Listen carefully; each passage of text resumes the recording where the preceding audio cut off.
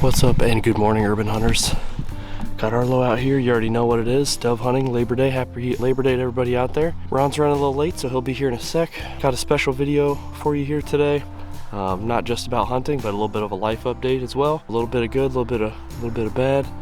And just want to put that in the video just to memorialize it. And we're gonna try and smoke some doves this morning. Shooting light is in about 9 minutes, so I'm gonna finish setting up and you guys just sit back and relax in the meantime. About to get set up here, guys, but I'll put a screenshot to my list that I do every time I go hunting, because my friends of mine that are watching this are cracking up as I'm saying this, because my brain at 4 in the morning just never works. I will forget my boots. I'll always remember some really obscure things and then forget something extremely critical. Like forget my boots, forget my gun, forget the ammo, one of those things. We always make it work, but it's best if I just never do that again. So I'll put that list right here in the video, a little screenshot of that. The key to a nice fun hunt is being comfortable, so I got the little mosquito thing here, and we're gonna get rocking. Okay, sit right here. You want your bag over there? Or yeah, I'll grab it. I've got no ammo in there. Saw two as I was coming in. I saw one, and it took off from the deep grass in front of us. Okay. All right, 7:01. We are at shooting light. I'm gonna throw out some decoys. Toss them out, yeah, toss them out. One flies over your head, I'll yell duck. I have not checked the battery on my spinner since last year. That's all right. I think they're gonna be flying parallel. I think they're gonna be coming. Yeah, I think they'll come from over our heads or from the right.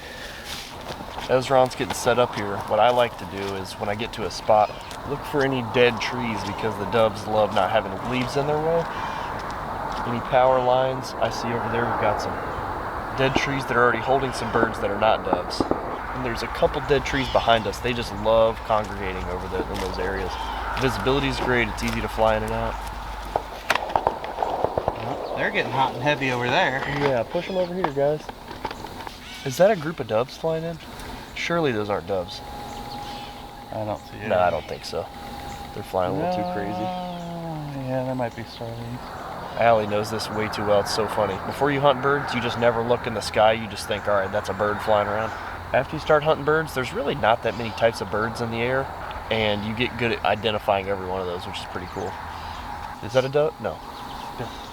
I mean, isn't that two right there? I don't think so. There's too skinny. That field over where they're shooting did look pretty sweet, but it was a hell of a walk. Yeah, it's always a mix between tuck in as much as you can and having good visibility and shooting angles. Kind of like duck hunting. Right now I'm on the maximum exposure, maximum shooting angles program, but we'll see if that ends up scaring some birds. Yeah. I think an average dove only lives about a year, so. Oh, really? A lot of these doves have never even been shot at before. They're like the rabbits of the sky. I think they're the ribeye of the sky. Ooh, that robin bout. I thought about that for a second. This field doesn't have a lot of visibility, so you don't really know if they're flying around. Yeah, if they come up over those trees, they'll be on us instantly. Yeah. Well, that's a really hard shot. Oh, over for your head.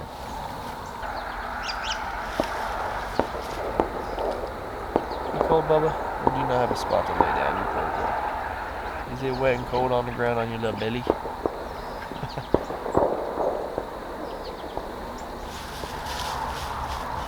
Yeah, just get comfy. No action right now.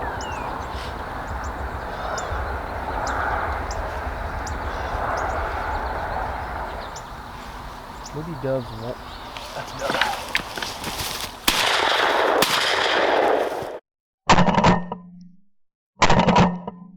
Got him! Come on, come on. Arlo, find bird. Find bird. Go. Find it. Dead bird. Find it. Come here, right here. Good girl.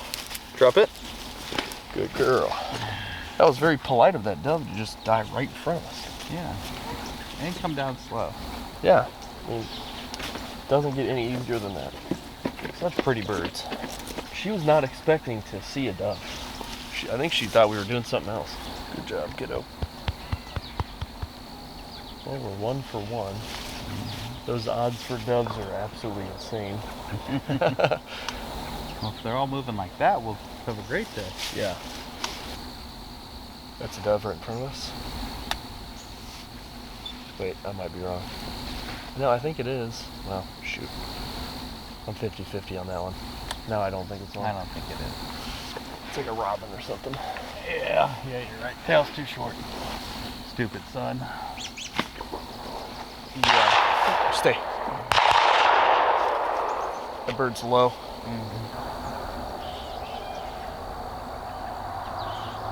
That's a dove. You gonna shoot it?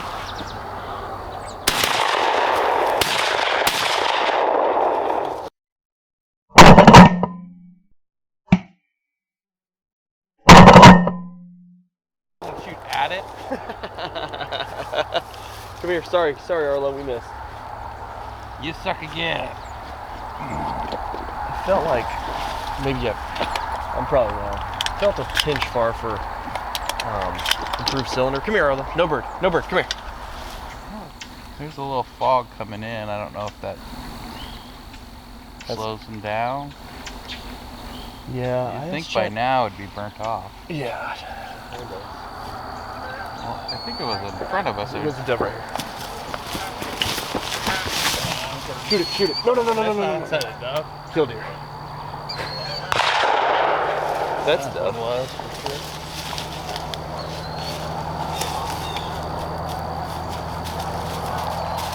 I thought that was a big dove, but that was not. It's alright. Did you think it was for a second? Yeah. As soon as I saw it, Cool thing about dove hunting is usually you're catching the butterfly migration as well. Get to see some monarchs or something. I think now's a good time to dive in a little bit. Let's start with the bad news first. So, a little bit of backstory. I don't necessarily do YouTube videos to get views or to make money, or it's mostly just to document parts of our lives where I'd love to be able to look back and remember fond moments with friends and family and whatnot.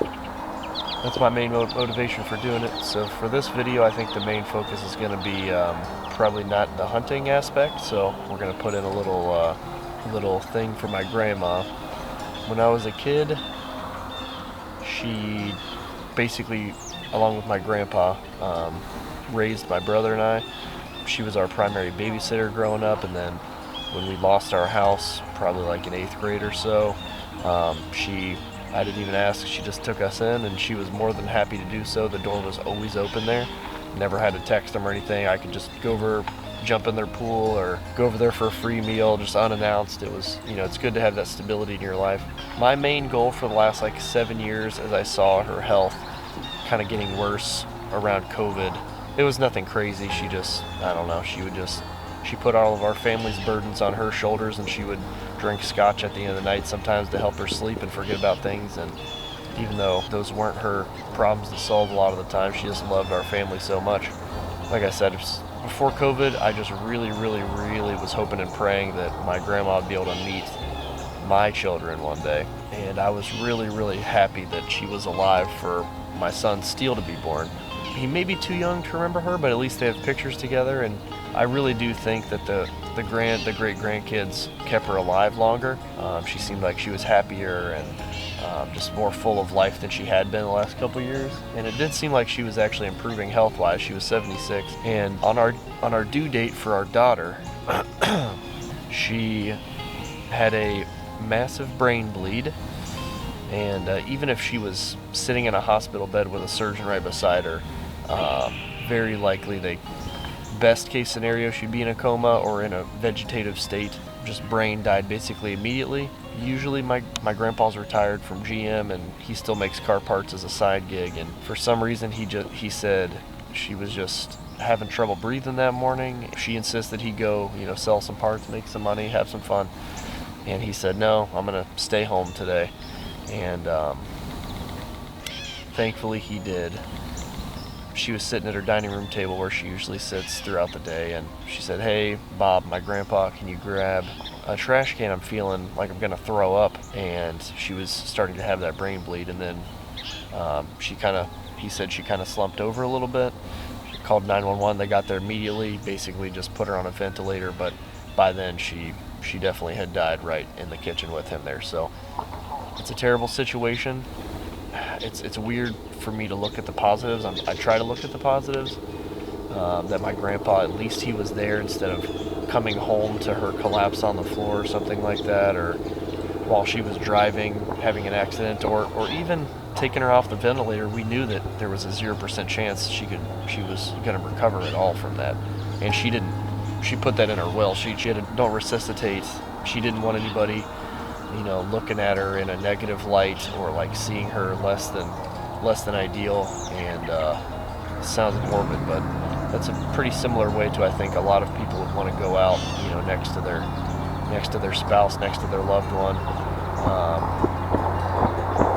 But I don't want to. It sounds weird to say it was like nice of her to do so, but it was better than if she had a different attack and she was sitting there in a coma, and we had to, keep her alive in the hospital for days, months, years, who knows, because it was hard for us to even take her off the ventilator knowing her brain was dead completely. So once that happened, the rest of the family came in. We had a great time seeing each other and sharing in her memories. And about almost 24 hours exactly from there, our daughter was born about one floor under her in the same hospital. And this was yesterday morning, by the way, at the time of filming this. Her name was Sharon Marie, and she loved watching our videos, and that always made me happy knowing that she was watching these, keeping up with what we were doing.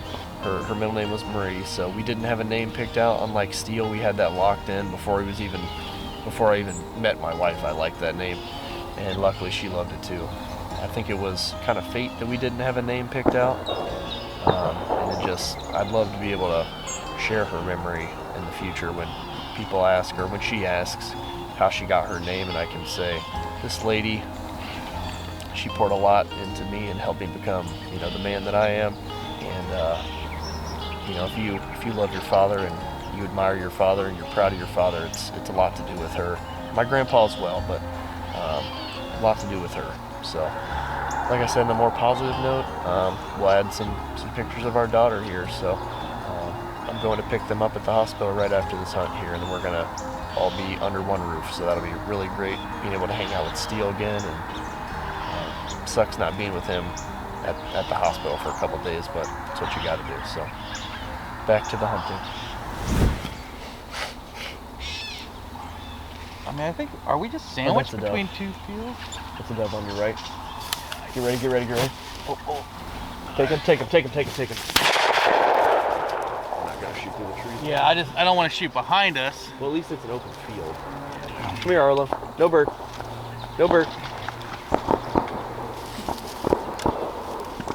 That'd be a rough one to find if I did. Come here.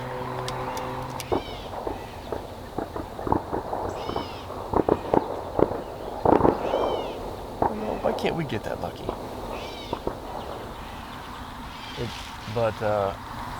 It just makes you think, like, you're I guess probably a generation ahead of me, but there's been, probably at least millions or hundreds of millions or tens of millions of great grandparents that no one ever has a clue ever existed. You know what I mean? Mm-hmm. We're gonna be that one day. Yeah. Not too long, and 100 years from now, no one's gonna even probably remember we were here. Yeah, for sure. Even if we invent something crazy. Yeah, I mean, probably 0.0000001% Right. of people become memorable forever, Right. So.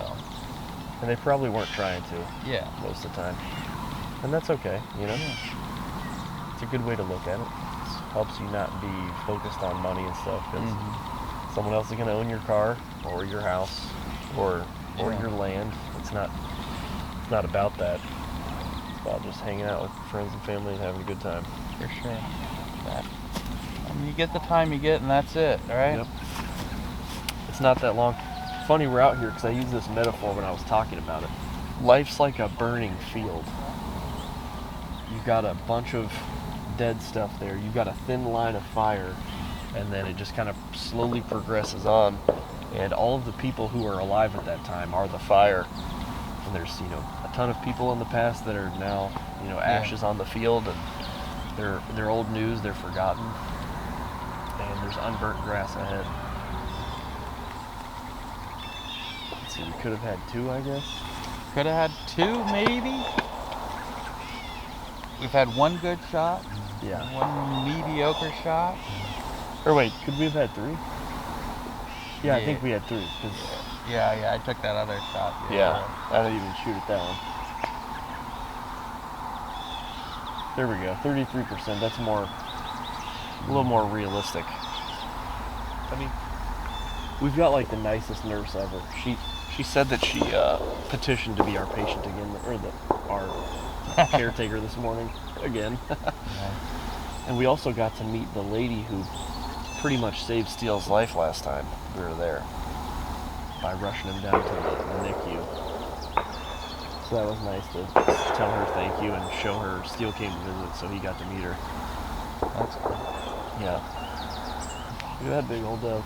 Yeah, look at that one as one of those blue herring doves.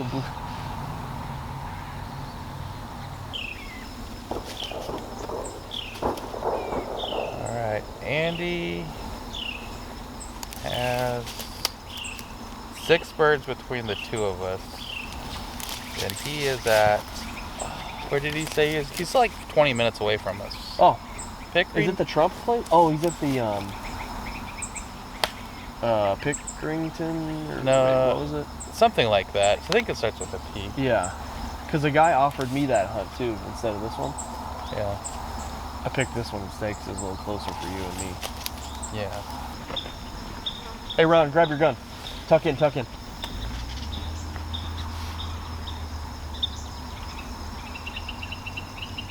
Oh, are those not doves? Frick, sorry. Never mind. Cool. There's a dove coming down the field, I think. Is that a dove? I think it is a dove. That's a dove for sure. One at the tree line? Yep. It's coming kind of at us. Oh, it's gonna land in that tree. Let's sneak up on him. We can walk this whole field, like it's not like it's private. This is just hunting land. You want me to go snipe that? Yeah, man, go check it out.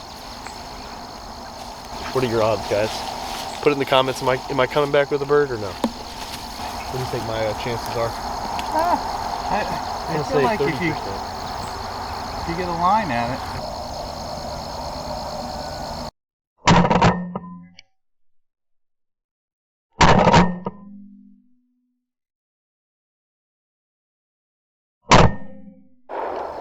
I missed that. Was he landed in that dead tree? Yeah, he's just sitting at the top. Oh, it's coming back. It's coming right back. Oh, never mind, he went that way. That's crazy. I mean, improved cylinder, it was a little far. Yeah. I feel like I should have been able to shoot it from there. Yeah. I thought it was just gonna fall over dead.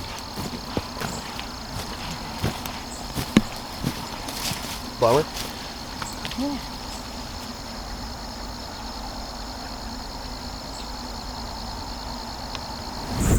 Well guys, not a crazy hunt. Glad we got to go out and it was comfortable and easy hunting. Like I said, the point of the video today wasn't necessarily the hunting. That's great. Love hanging out with Ron as usual, but this is kind of a memorial for me to remember this day and my family to look upon in the coming years and just look back and appreciate what things used to be at this time.